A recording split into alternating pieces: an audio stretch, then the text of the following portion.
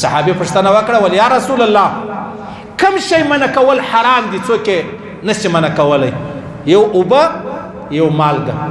اوبه او مالګه هیڅوک د چا سره نشي ګرځولای اوبه او مالګه هیڅوک د چا سره نشي ګرځولای او زما او ستا په معاشره کې ورسه وګوره د درواغ مسلمانی می د درواغ پښتونواله می دی کله کله وروره مړی سوی دی پاتا کې ورور نوی بوتلان راخیس په خوا خو یو جیرکین پروت یا به کولر مولر پروت یا به لوټا ورته پرتاونه بچاو بچل وس نوی هر سړی ته جلا بوتل دي چې یو را دغه صدوا غړ بو کې هغه بیا لیدي کې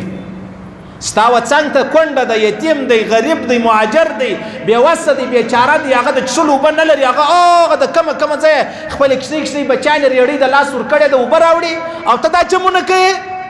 دروغجن یې په درواغو دی گزاره ده په نامه دی گزاره ده د نم شوکې د شهرت شوکې د ریا شوکې او دا خوند درکوي چې خلک وایي یاره دا چې زوروره درانه پاتایه وله څه درانه پاتایه وله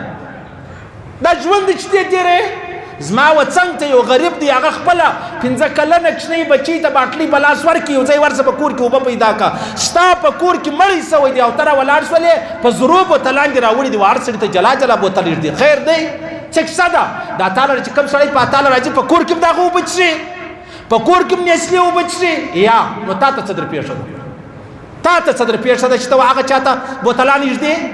ته دا نشې کولی څنګه ته دا کور والا ته اوبه راواستې یو ټینکۍ اوبه ورکې